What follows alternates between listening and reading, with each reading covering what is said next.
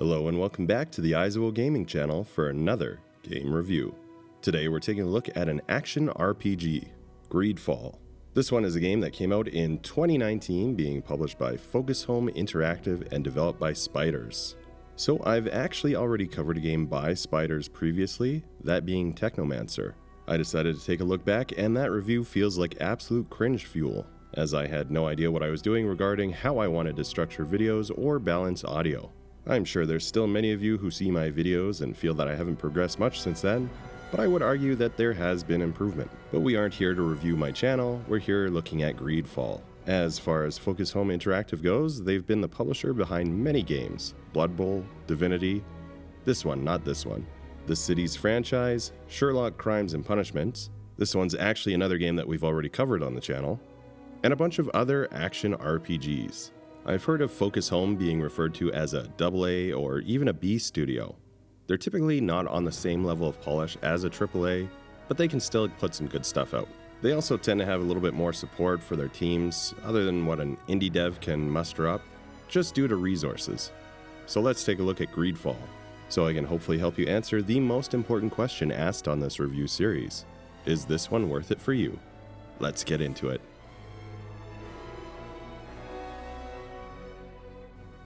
In Greedfall, we have a 17th century style of fantasy game where the player takes control of De Sardet, a noble from the Merchant Congregation.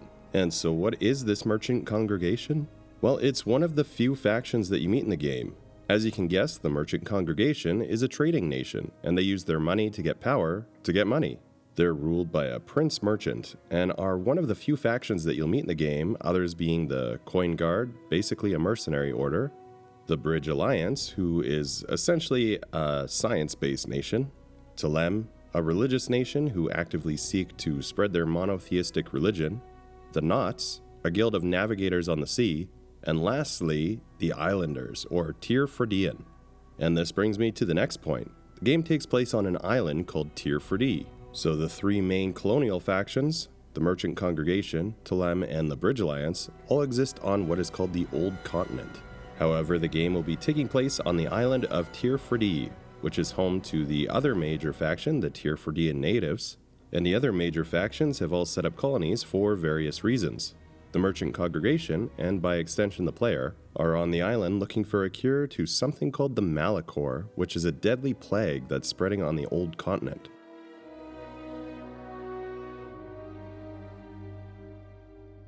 Greedfall is a third-person action-adventure RPG. The game starts out with the character customization, both cosmetically as well as choosing the starting class, with the options being a warrior, technical, or magic. Warrior is likely self-explanatory, basically close quarters and charging into the front lines. Technical is kind of a blend of direct confrontation as well as using ranged and traps. You're more of a lighter hit-and-run type. And magic, which is also likely straightforward, you're a magic user.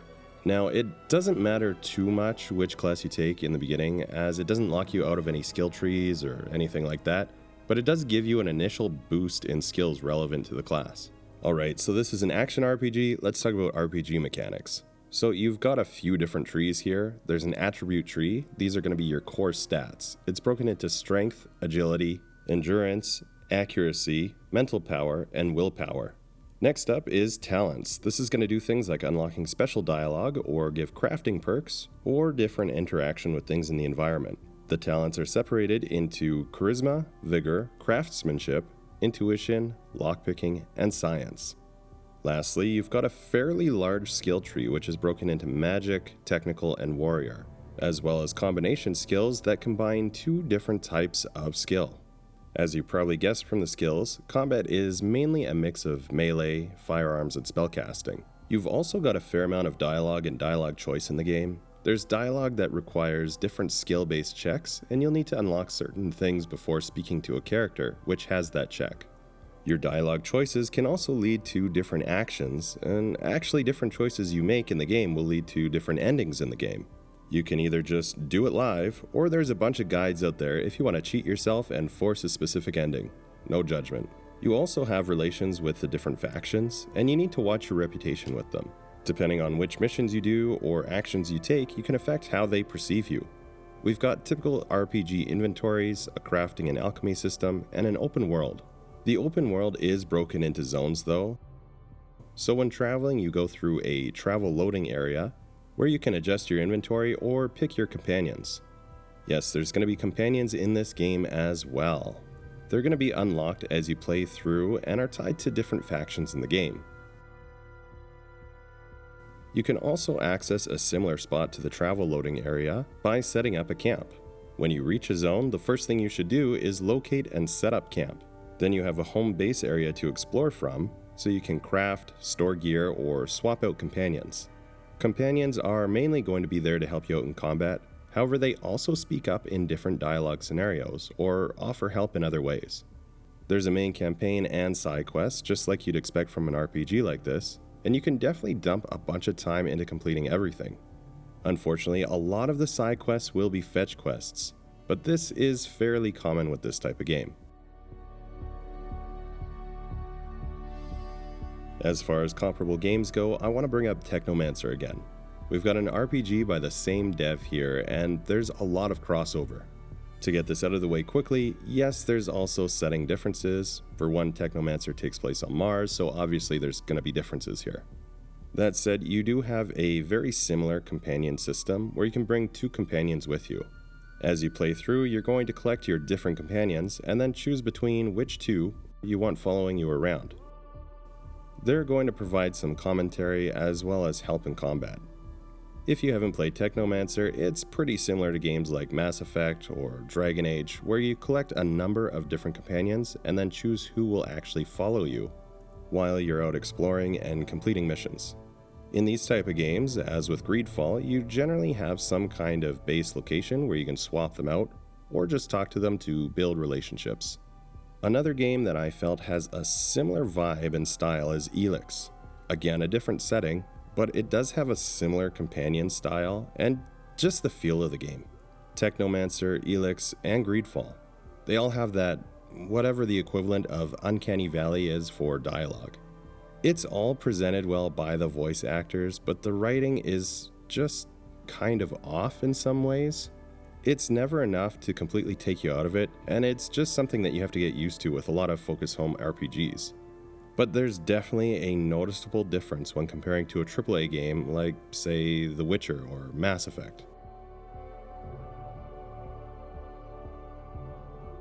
So starting out with performance and bugs here, I ran into a bunch. From crashing to audio bugs to even game-breaking issues. I recommend to have revolving saves, as in don't just use one save file. Try to have at least a few that go back through your progress. Typically, you want to make sure that you have at least a save before starting a quest, so that you can roll back to that. There's going to be times when you can get into a specific step in the quest, and it's just bugged out and won't let you progress through. If you only use one save file, you might not be able to roll back far enough to before where the trigger failed to happen.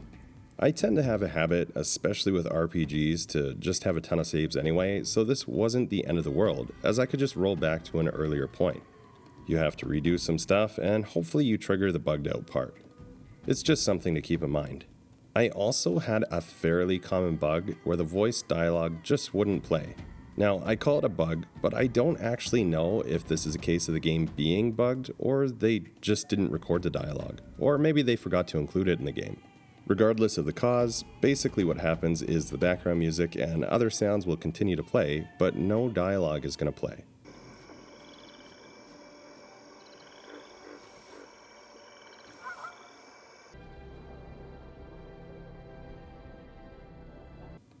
As far as the unique features of the game go, well, I found the fantasy setting within a 17th century style to be a rather unique setting for a game.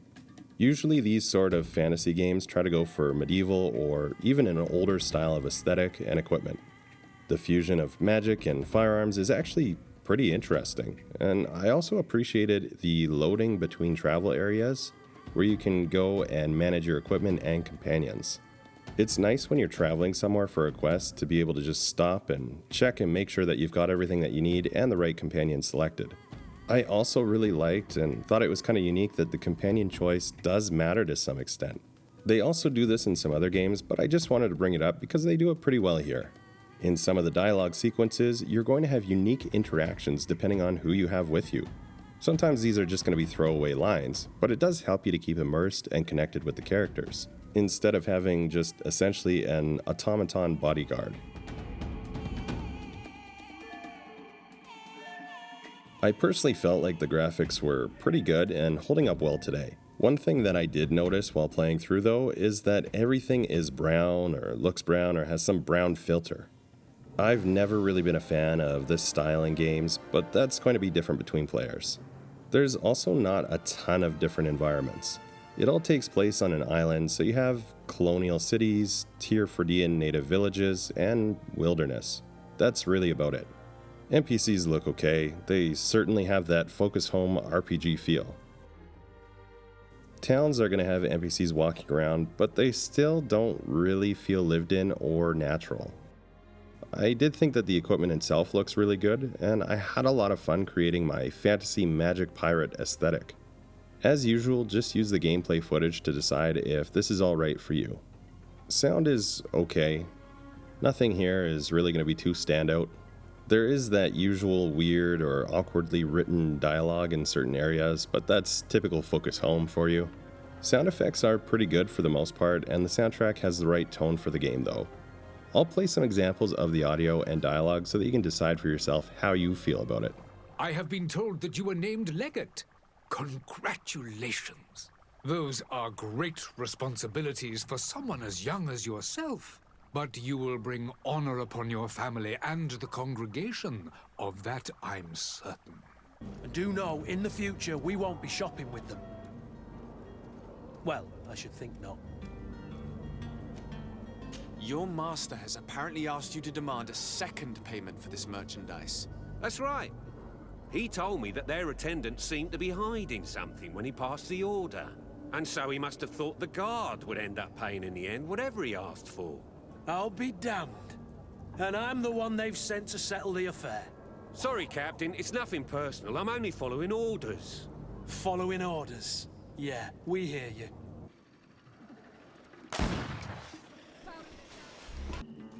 We'll make you dance.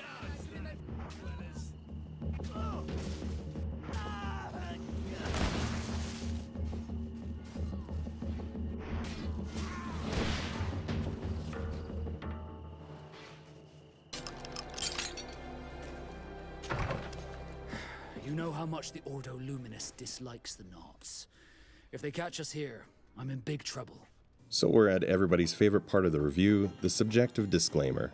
Basically, up until now, I just try to give you an idea of what the game was all about so that you know if it's right for you or if it's something that you're interested in picking up for yourself. Now is just going to be my own personal feelings on it, if I enjoyed it, and if I'd recommend it to one of my friends. This means nothing about whether or not you're going to like it though. If I enjoyed it or if I didn't enjoy it, it doesn't mean that the next person's going to enjoy it. Also, if you're new to the channel, just be aware that I don't do any kind of rating system like stars or numbers or something like that. I think this is pointless when it comes to video games, so I don't do it. Okay, so the big question here, did I enjoy Greedfall and am I recommending this one to my friends? Okay, fine, it's not great. It's okay, but can also be a bit of a drag. This one actually took me an exceptionally long time to complete, much longer than it should have. When I initially picked it up, I thought it was okay, but just completely lost interest sometime around the mid-game. At some point, it just seemed to drag on for me, and when I eventually came back to it, I completely stopped doing side quests altogether. For the most part, I found that they don't really matter anyway, usually just some random reward. Sometimes you do unlock a unique thing, but honestly, I just couldn't stay interested in it. The whole story also sort of feels like it gets derailed. Now, I don't want to get too deep into the story just to avoid some spoilers, but you start out thinking that you have a clear objective. Then you just start going down all kinds of different streams, and they just feel a little random. Eventually it ties up and gets connected in the final stages of the game. Unfortunately for me though, when I was playing through, this all just gave me Greedfall fatigue when I was playing. Again, it's not a bad game by any means, but there is a difference between this game and AAA games out there. If you want a polished RPG with fluid mechanics, well-written dialogue, and story that stays really interesting, I would say that there's a ton of AAA RPGs out there just waiting for you. If you're alright with some somewhat stiff, awkward yet charming dialogue, and a story that slowly winds around like you're reading the Tom Bombadil chapters, but actually comes out rewarding you with some stories that no major studio would risk, this could be a good one for you. I would say if you're a Focus Home veteran, you know exactly what I'm talking about, and this likely appeals to you. Or you're a masochist. Either way, you know the deal with their games, and you keep coming back for more for some reason. This is going to be more of that same, but this time taking place in a fantasy world with a 17th century technology setting. So I hope you enjoyed this look at Greedfall. Have you already played through the game? Let me know down in the comments if you agreed or disagreed with my own opinion on it. Also, please give the video a like if you found it interesting or helpful, and also consider subscribing to the channel. I post a variety of gaming content, not just reviews, but also walkthroughs and other gaming things, and I'd love to have you join the community and help direct the future of the channel. Thank you so much for taking the time to watch today, and until next time, take care.